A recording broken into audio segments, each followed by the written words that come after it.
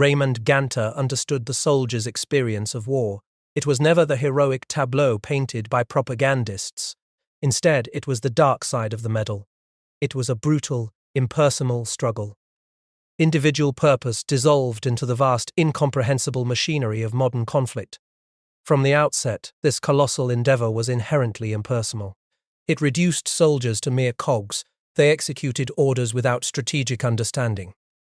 This lack of understanding might have lent meaning to their terror. Ganter observed that the big picture was for the brass. He said it was none of your damn business. This intellectual void was coupled with the crushing weight of fear and confusion. It was the grim welcome to the Western Front. Even before leaving American soil, the myth of national unity fractured. It revealed raw societal divisions. At Camp Shanks, the author witnessed racial prejudice that cut deep.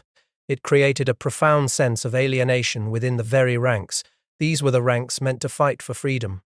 It was an unsettling observation. It was an early crack in the idealized facade of a nation united against a common enemy. The transition from structured training to the chaos of the Western Front was abrupt and disorienting. Arriving in late 1944, the author felt immediately lost and unwanted. He was a raw recruit.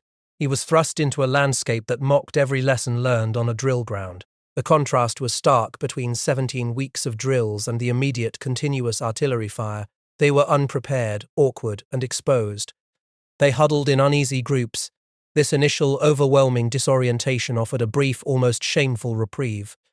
On November 22nd, the day before Thanksgiving, an officer deemed them too green for immediate frontline duty. This news brought a powerful, if guilt-tinged, sense of relief. Yet, the very mention of the Hurtgen Forest, their ultimate destination, hung heavy.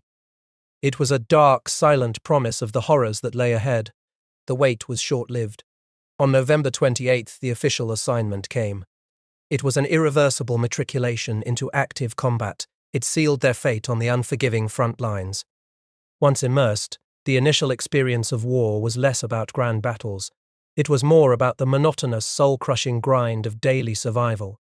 Life in the Belgian woods near Bastogne was a sedate and uneventful existence. It was a hobo jungle. It was defined by an incessant, dull struggle against the unceasing cold and the omnipresent, treacherous mud. Days stretched into an eternity of keeping warm and fed. Every step was punctuated by the lazy gulping and gurgling of mud.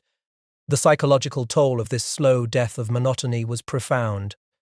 It led to bitching for the sake of bitching as a vital safety valve. It also led to a desperate yearning for any form of engagement. Even combat was desired to break the suffocating routine.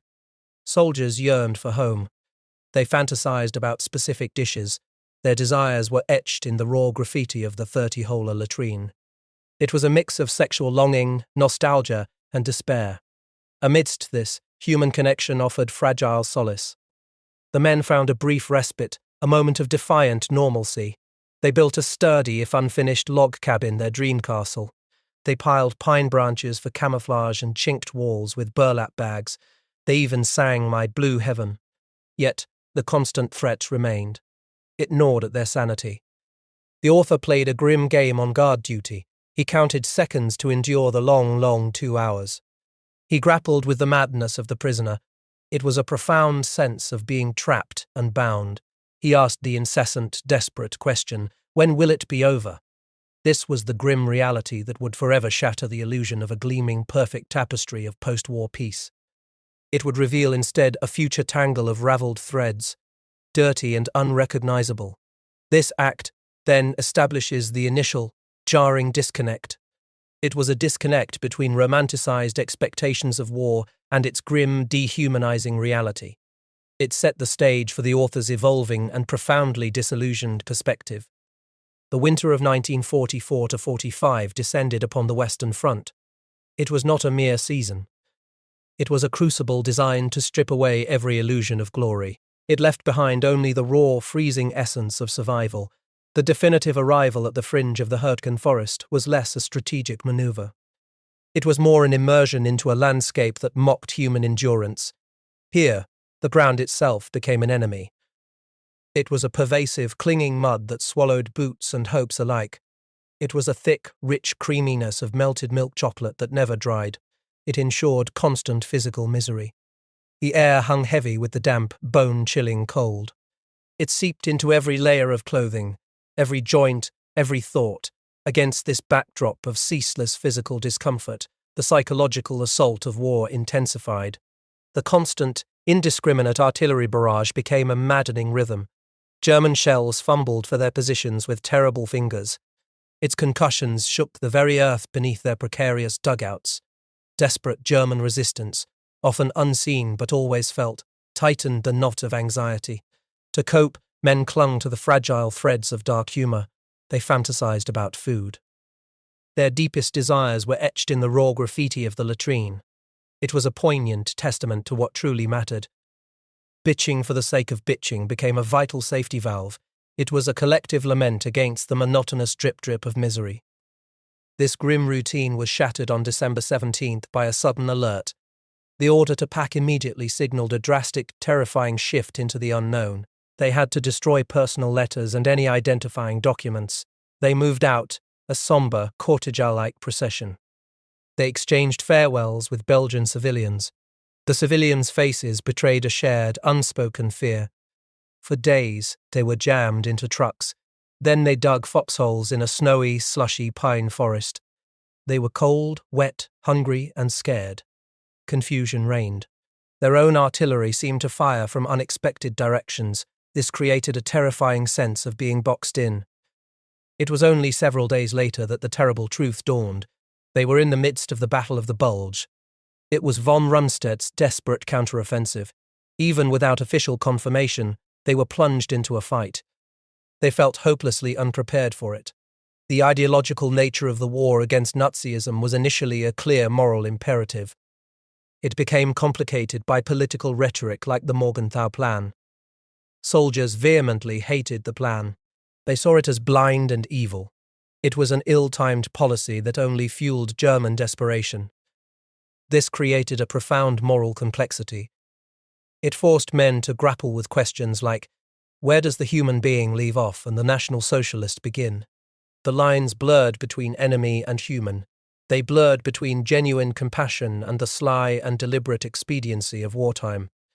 This internal struggle reached a critical, sickening turning point for the author. He witnessed the brutal beating of captured German prisoners. It was a scene of brutality, however sweetened by the hot justice of the moment. He felt a profound moral revulsion. It was in that moment, observing the vicious GI boots and hard American fists, that he recognized a black atavistic surge within himself. It was an intoxication in the giving over of oneself to that black torrent. This chilling introspection challenged the myth of American exceptionalism. It revealed that the capacity for barbarism was a shared human failing. It was not limited to any single enemy. The cumulative weight of small miseries often impacted enlisted men more profoundly than direct combat itself.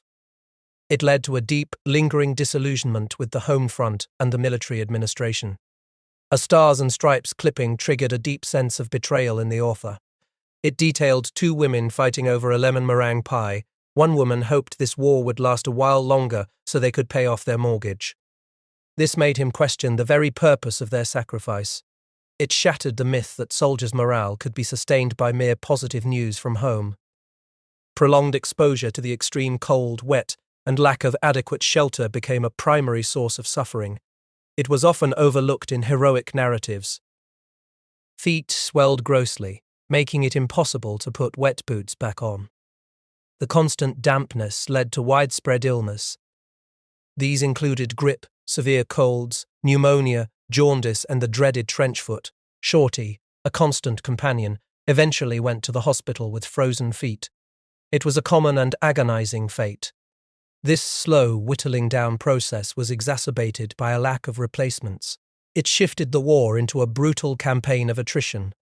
Men simply dwindled away from disease and exposure as much as from enemy fire.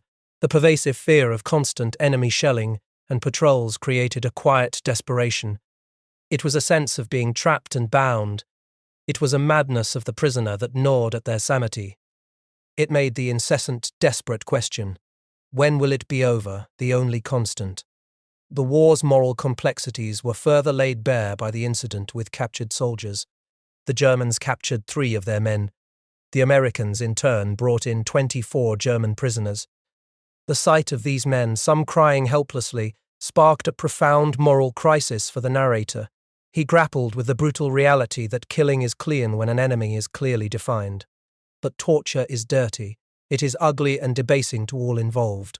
This challenged the core values the soldiers believed they were fighting for. It debunked the myth of clear-cut justice in war. The later, chilling revelation underscored the arbitrary nature of survival.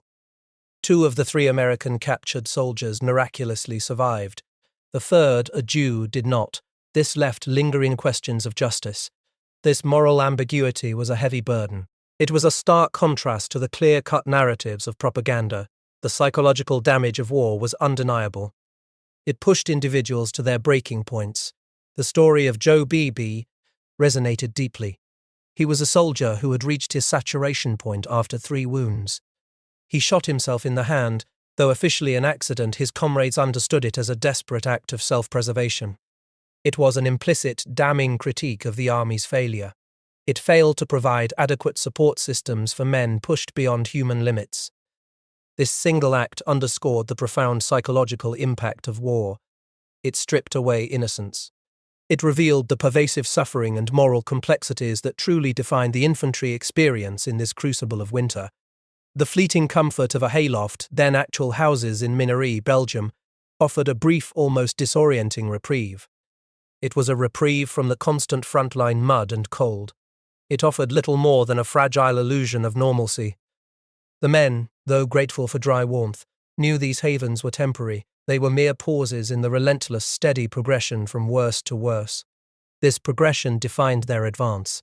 As American forces pushed deeper into Germany, the notion of a simple, clear-cut enemy continued to unravel. The conflict was not against an army alone. It was against a people, and not alone an opposing army.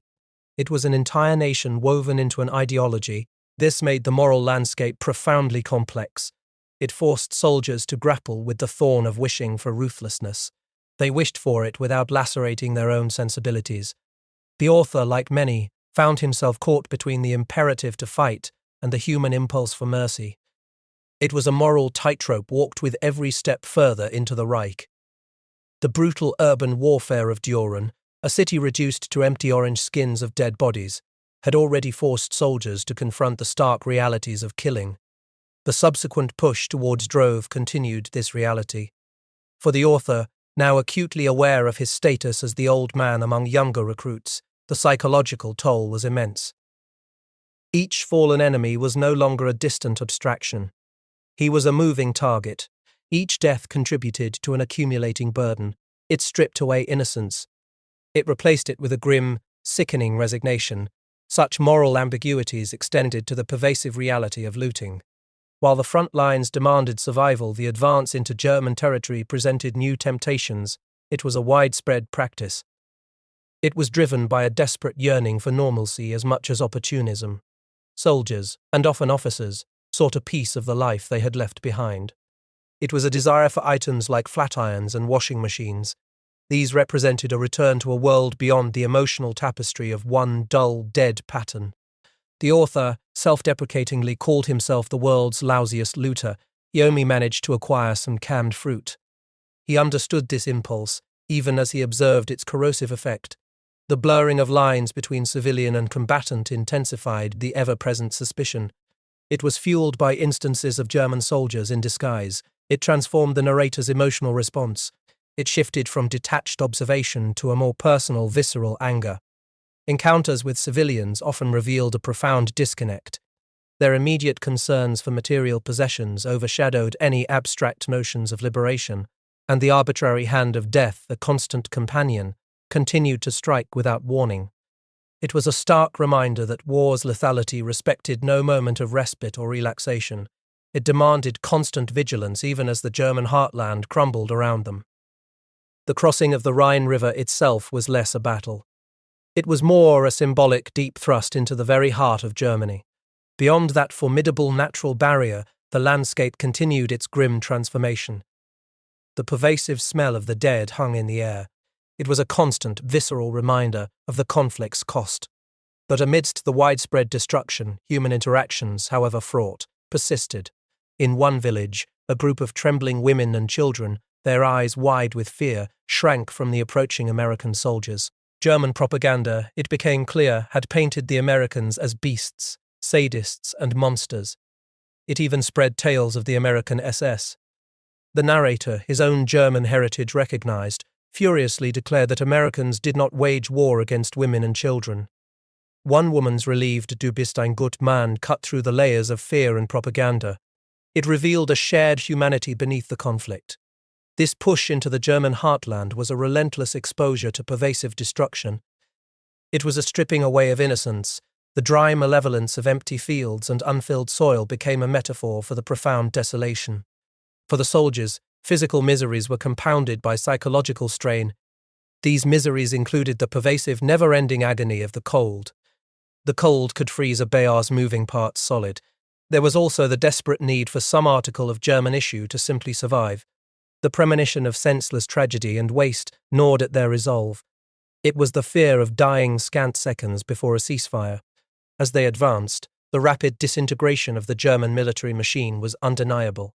It brought the conflict to its inevitable end, but it left behind a profound psychological impact on soldiers and lasting trauma on civilians. The moral landscape of war was not one of clear victories and villainy. It was a complex, often ugly tapestry. It was woven with human frailty, desperation, and the enduring, disorienting reality that even in victory something essential had been lost. The final offensive was a brutal, chaotic, and deeply human affair. It was a grinding push through a collapsing Reich. The German military machine, once a symbol of terrifying efficiency, was now worn out. Its logistical and manpower failures were laid bare. This was evident in the pathetic, bottom-of-the-barrel recruits. It was also evident in forgotten booby traps and incomplete roadblocks. The American advance, by contrast, was characterized by overwhelming force. It consistently caught German soldiers unprepared and demoralized. This debunked any myth of fanatical faith. They fought out of obligation or simply a lack of other options. The assault on Southern had been a stark early lesson in the war's inherent inefficiency. It was already complicated by a devastating friendly fire incident. This turned a planned attack into a scramble for survival. Bazooka attacks on German tanks then failed. They failed due to human error and logistical flaws. This led to Sergeant Torrey's severe burns. It also led to the narrator's reluctant, unexpected promotion to platoon leader. The advance on Geisbach had already forced a terrifying moral compromise. It compelled a civilian to test a bridge for mines. This hardened the pragmatic approach to survival. The appearance of the Tiger tank Tutti and the subsequent entrapment in a house was a peak moment of immediate peril. It had forced a desperate gamble for survival. It left the narrator with the chilling memory of having killed 2 enemy riflemen. These were the slipshod, blundering realities of a war. It now felt precariously balanced on the thin edge of hysteria. It was a dreamlike state swinging dangerously over black and bottomless space. It was held only by a thin and fraying rope. The desperate German resistance in Geisbach had led to brutal counterattacks. It pushed American soldiers to their breaking points. The town, chosen by the German High Command as a crucial jumping-off point for a major offensive, had become a crucible. It revealed widespread panic and desertion within American ranks. This challenged the myth of a uniformly brave fighting force. Captain Wirtz's decisive orders had countermanded retreat. He demanded his men fight for the town. It was a moment of renewed resolve amidst the chaos. A devastating artillery barrage had reduced Geisbach to flames and bodies and dust. But the cost was immense. The platoon had suffered the loss of key personnel like Cox and Bob Berthott. They were the last remaining Bayard men. It was a significant blow that underscored the human cost of attrition. It left their comrades with the grim task of dealing with weapons still thick with their blood. Beyond the immediate fighting, the war exacted a relentless physical and psychological toll. Combat was thirsty work. Men constantly ran out of water in impossible places. They endured cold nights and icy mountain streams. The physical toll was immense. It left them hungry, cold, and aching with fatigue. Logistical failures further compounded their vulnerability. Tanks hung back or became suddenly timid after a lone bazooka shell. Radios had limited range. Even small comforts became crucial. The narrator's battle gum evolved from a personal superstition to a company-wide gag. It was a symbol of collective effort and safety. Spearmint never tasted so good. Moments of profound human vulnerability were common. A Texan bazooka man's convulsive sobs of "I can't" were quickly followed by renewed humorless determination. Crawling on their bellies in shallow ditches, soldiers felt their tail was a quivering target. It was a constant personal threat. The news of President Roosevelt's death was received a little before dawn. It had instantly turned the taste of victory foul upon their tongues. It plunged high spirits into apprehension and uncertainty. The burning of St. Andreasburg, a spectacle of detached destruction, had already seared itself into memory. It was a grim vision of roofs crumbling and old houses dissolving into lacy skeletons of blazing rafters. It illuminated the soldiers' numbed response to widespread destruction. Now, as the war wound down, the physical toll of combat was evident in the narrator's own body. His joints, particularly his knees and hips, were swollen and aching. This made movement a hardship. He felt a dull haze of weariness. He felt the first stirrings of the dark surge of homesickness. The advance continued into the Harz Mountains. It was a landscape of rough boulders and scrubby ground pine. On the night before reaching a windswept summit, a sudden shower of mortar shells had rained down. It revealed German forces, thick as fleas in summer, visibly surrounding them on the hills. German tanks, motionless as toys that had run down, stood grim guard over the roads girdling the mountain's base. Lacking blankets, overcoats, warm clothing, and rations, their featherweight ponchos were no match for the knife-edged mountain winds. They wondered, would they rush them? Would they assault, try to clean them out? A turning point came on April 17th. The Germans withdrew overnight, allowing Allied forces to advance. They captured a grotesque caravan. It was a German field hospital convoy of horse-drawn vehicles. It was led by an elegant commanding general, resplendent in a fitted overcoat and monocle. His aide-de-camp held the reins of a magnificent bay mare. Her small head and dainty feet were of Arabian blood. She moved like a princess, like a flame quivering in that dark wood. It was a moment of unexpected beauty amidst the war. Later that day, ordered to move 4 miles, they examined a deserted German bivouac area. It was littered with discarded clothing, ammunition, and personal belongings.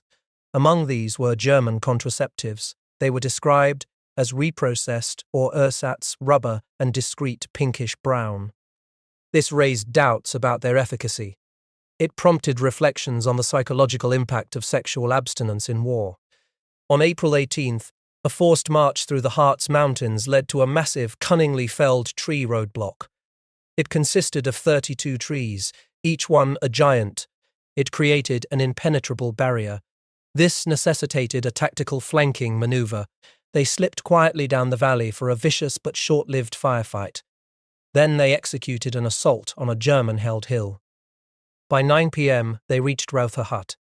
It was a town that made little fuss about their arrival. The war's winding down became more apparent on April 19th. They entered Rubland, riding tanks and TDs. It was a lovely and picturesque town, unscarred by war. It had clean, comfortable houses. German charcoal burner vehicles were pushed into the swirling brown river. They were abandoned in retreat. The next day, April 20th, they swept the neighbouring woods in a picnic atmosphere. The narrator debated whether to shoot a deer. They captured 7 prisoners and relieved the 2nd platoon. By April 23rd, the days in Rubland were placid. They saw a movie and enjoyed hot baths. German girls strolled through town. Rumours of peace began to circulate. Yet the narrator felt that peace would be a feeble anticlimax. He observed that the war was tapering off. It was like a phonograph that was winding down. The record was not yet played out. The pervasive desire for home was palpable. Let it be the end. Let it be now. Let us go home. But the dangers lingered. The accidental detonation of an unexploded American grenade by German children was a tragedy. It was already etched in the narrator's mind. It had brought abstract dangers into sharp personal focus. It intensified his desire to leave. April 25th was spent reflecting on that incident. The following day, April 26th, a new chapter seemed to open. A rear area training schedule was implemented. The narrator was considered for a potential field commission. Captain Wirt, grinning, advised him to put his best foot forward. This was before meeting Major Smith, the battalion executive officer. It was a prospect that for the first time in a long time filled him with a surge of pride and courage. The brutal realities of combat, the psychological breakdown of soldiers, and the chaotic nature of battle had defined this struggle for survival. But as victory slowly approached, a profound human cost remained. Even as the first glimmers of a future beyond the war began to appear, the end of World War II in Europe arrived not with a sudden triumphant flourish. It came as a slow, weary exhalation. The German war machine, its logistical and manpower failures long evident, had finally collapsed. This was seen in the bottom-of-the-barrel recruits and forgotten defences. It left its army's men without a country, without a leader, without purpose, without hope. The news of Hitler's death, received days earlier, had been met with little more than a muted celebration. It was a tremor of anticipation for an end. It felt both inevitable and impossibly distant. Then came the official announcement on May 7th signalling VE Day. But for the frontline soldiers, the relief was profoundly mixed. Days before, the liberation of the forced labor camp in Bukovany had provided a stark, visceral tableau of the war's human cost. The sight of the emaciated prisoners, the howl of the pack rising in a primal thirst for retribution against their captors, had left the narrator feeling like an accidental messiah. He was even almost sorry they had saved the SS officer from their fury. This raw, unbridled suffering and the immediate desire for vengeance underscored the depths of human degradation. It underscored the grim realities of liberation. The war's end, therefore, brought not unadulterated joy. It brought a pervasive weariness of relief. This manifested in restlessness, unhappiness, slovenly performance, drunkenness, and even crime among Allied troops. The narrator, reflecting on his own survival, grappled with the feeling there was something not quite decent in his inviolate state. It was as if he should have been more deeply scarred, more profoundly bitter. Just days after the official end, on May 10th, the narrator found himself overseeing the last parade of surrendering Germans. He was now a newly commissioned officer. It was on a highway outside Goldorf, Czechoslovakia. It was a bewildering, endless stream of over 100,000 soldiers. They flowed past in a chaotic procession of wood-burning vehicles and horse-drawn wagons. Interspersed were refugees from Bonn. Their faces were etched with 5 months of walking. They pushed heavily laden carts and baby carriages, fleeing the advancing Russians. This scene was a testament to the devastating human cost of total war. It highlighted the messy, morally ambiguous aftermath. The grey-faced skeletons identified as Slavs among the liberated POWs revealed deep societal divisions and prejudices. This was in stark contrast to the relatively better-treated French. War had only amplified these divisions, exposing the blackest accusations ever levelled against a Christian nation. When confronted with German civilians who fiercely defended their meagre bread against the starving former POWs, the narrator's rage had boiled over. He yelled, "You are the dirt, not they. You do." The moral compromises and the persistence of prejudice in the wake of victory were undeniable. The immediate aftermath of VE Day also laid bare the systemic neglect of the infantry. It was the queen of battles, sarcastically spelled Quean. Army policy, as one colonel bitterly criticized, had siphoned high IQ personnel into the Air Corps, engineers and artillery. It left the infantry as a dumping ground for the coals. They were regarded as raw meat, easily replaced. This systemic failure created a fighting force often composed of what's left. It challenged any myth of a uniformly capable and supported military. For the narrator, his promotion to officer status marked a profound personal turning point. It was a field commission he had been considered for just weeks prior. Suddenly addressed as Sir, he found himself separated from his enlisted comrades. It was by the thin but implacable barrier between ranks. His new accommodations in a well-furnished building, with potatoes sizzling on a tiny stove, contrasted sharply. It contrasted with the squalor of the liberated and the conditions he had only recently endured. This transition forced him to navigate a new social and psychological landscape within the army. At an officers' meeting, he listened with internal shame and rage. A high-ranking regimental officer condescendingly referred to enlisted men as the rabble. He demanded more rigid discipline in the ranks. Having so recently been among that rabble, the borrowed gauds of his new rank felt like the mark of Cain. It exposed the pink underwear of his private prejudices, peeping unashamed through the ragged lace of the dispassion. This hypocrisy was not isolated. In a dreary, rainy November bull session at Camp Baltimore, France, officers openly aired their contempt for enlisted men. One captain, a civilian project leader for underprivileged boys, declared, "If I ever get back in this goddamned army, I am gonna get me a job just as far away from enlisted men as I can get." He said he did not like the bastards. He claimed they were always looking for a chance to stick it into some officer and break it off. "Most of them are dumb bastards," he added.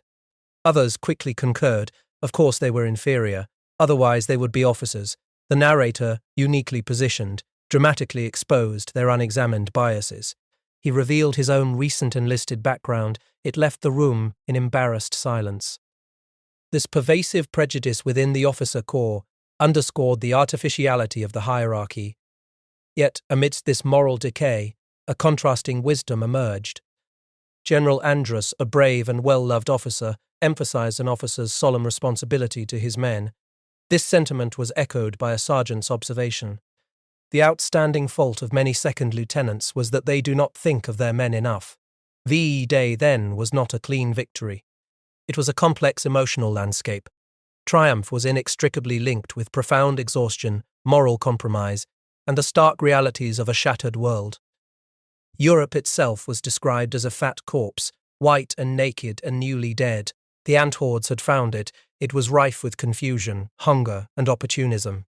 The boredom and lack of constructive activity during occupation duty would soon lead to an emphasis on rigid spit and polish routines.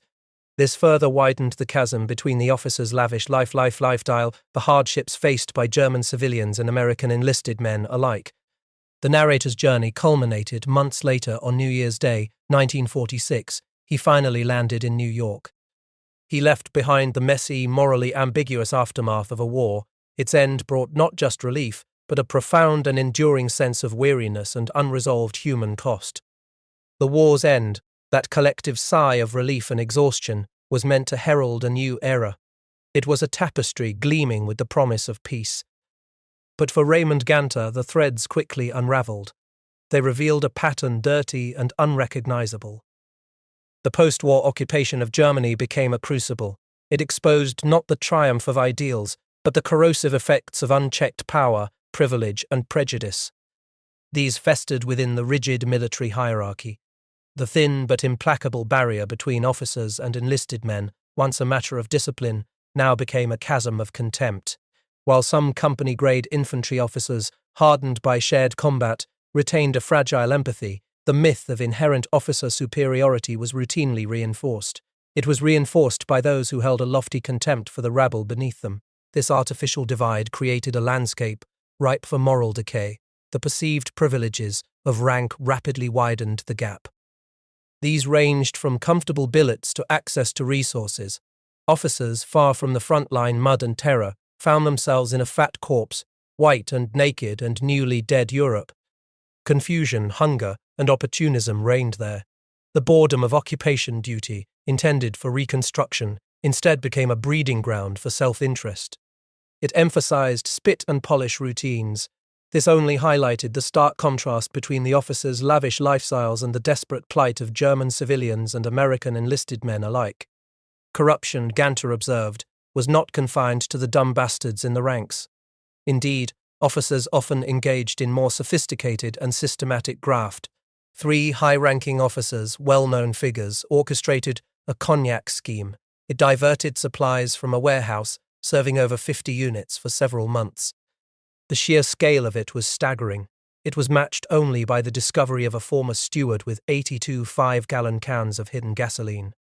Cameras, looted by enlisted men during combat, were often confiscated by officers. They were taken under the pretense of being from headquarters. They were then resold in the bustling black markets of Paris, London, or the Riviera. Power, it seemed, was its own currency. But the moral bankruptcy reached its nadir in the systematic exploitation of German women. A group of officers, whom Ganter branded as gangsters, concocted a cunning scheme. It was to ensure a forever fresh supply of female flesh. They manipulated the Allied military government system. They arrested women on minor pretexts. An official, usually an officer, would halt her and demand that she present her civilian papers. Jailed, these women were repeatedly coerced. They were offered release only if they would put out. Gunter called this mass male behavior a new low. It was a chilling illustration of the depths to which some could sink. One particular incident seared itself into his memory. A desirable Fraulein, whose invalid mother and an aged father depended on her, faced the bitter onset of winter. Cold weather was at hand. Her family desperately needed wood for heating and cooking. A lieutenant, fully aware of her plight, intimated that all the wood she could possibly burn would be forthcoming. This would happen if she would cooperate. Haunted by the vision of her family in an unheated room, she gave in at last. It was a stark, agonizing choice between survival and dignity. It was a searing indictment of the power imbalance. The war's end brought no true victory, no lasting peace. It brought only a return to the old miasmas of greed and distrust. The gleaming, perfect tapestry promised to the world had become a tangle of ravelled threads, dirty and unrecognizable. The psychological trauma, far from being cured, festered. Gunter recounted the tragic story of a soldier. He was discharged from the hospital after gravely conducted tests had deemed him cured. He walked out, picked up his M1 rifle, and blew the top of his head off. He left a note that read, "Better death than dishonor. Better the grave than the death of love." The system, with all its gravely conducted tests, had utterly failed. It failed to address the profound, unresolved trauma that continued to haunt these men. Even the most basic human instincts were distorted. In the raw aftermath, sex behavior ranged from joyful cooperation to rape. Gunter spoke of the assault and rape of a 51-year-old woman. It left her with toothless jaws. Her subsequent plea for judgment of damages was not for abstract honor. It was for the brutal pragmatism of survival to get some new teeth. She said sex she could take or leave alone, but she had to eat. It was a raw, primal cry that exposed the dehumanizing impact of the assault. It exposed the desperate reality of her world. All the blood, all the tears, all the pain and fear and dirt and madness had not led to lasting peace, Gunter lamented. Faith has become a whore. Hope dies of malnutrition. He looked upon his own country with a profound disillusionment. He said, "We know how to fight. We do not know how to make peace." America, he observed, dithers in a soprano hysteria of suspicions and denials. It engages in charges and countercharges. It makes indecisive lunges, first to the left and then to the right.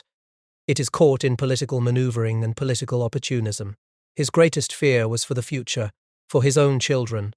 He offered a bleak, heart-wrenching lament. It was a desperate prayer that the secret and the wisdom of peace would be learned. This was before his son was old enough to tote the gun and dig the foxhole that would be useless in the next war. Or before his daughter had to wave goodbye to the man she loved and see him go off to a cataclysm that could be prevented. This was the war's true legacy. It was not a triumphant end. It was a profound sense of psychological toll. It was the moral compromises it engendered. It was a somber reflection on the true meaning of victory.